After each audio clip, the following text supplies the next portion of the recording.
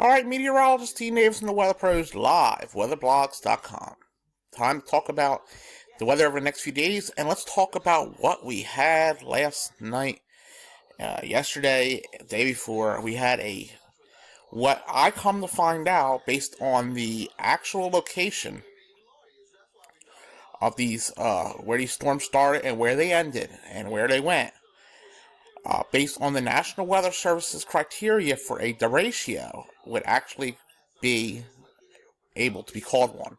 So this was a low-end derecho, especially in the eastern part of it, based on what the criteria from the National Weather Service says. Started in, Tripp, I think was the name of it, Kentucky, went all the way to Quantico, Virginia, and that's over 700 miles. So it needs to be over.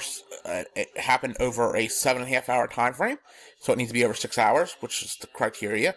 And you need to have 1 to 2 reports of it, and no expenditure over 2 hours. And there's reports of 60-mile-an-hour winds throughout this, about within the hours, every hour.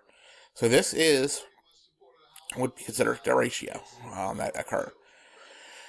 National Weather Service has not put that out yet, but based on the research I did last night, that would be what this was considered.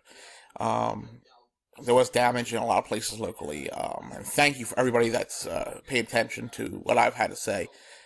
We're just trying to make it safe, and so everybody is safe and doesn't have any issues, and doesn't get hurt or killed in these storms. So, as we go into our temperature profiles, you see temperatures have cooled down. Temperatures only getting into the 40s, lows into the 20s. We will be warming up this weekend again, back into the 50s and the 60s before the next cold front comes through, as you see.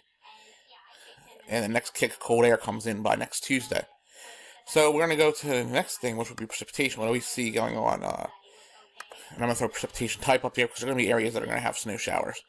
So you've got some streamers coming across, and we may actually get into some flurries this afternoon and overnight. Don't be surprised if you see snow flurries. I'm not expecting any sticking because it's been very warm. Then rain moves back into the area for the day on Tuesday and Wednesday. It may change over to snow at the end. And then again, a next storm system, which may be a damaging wind issue again, by Sunday, March 12th, changing over to snow possibly after the end too, and then New Jersey may be in for it by that Wednesday. We'll have to see as this comes in, and then look at this is way out, March 18th, but this would be considerably a low pressure developing in South Carolina. If this held, we would get the cold air coming in and possibly some snow there too.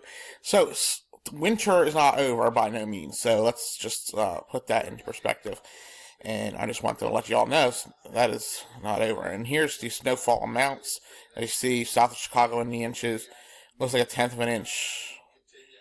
That's a 1/2 inch in some locations. And then beyond that, we will see what goes on. So pretty much a tranquil, some wind with the wind advisory right now and the wind warnings. But that will end, and we will have a more seasonal weekend.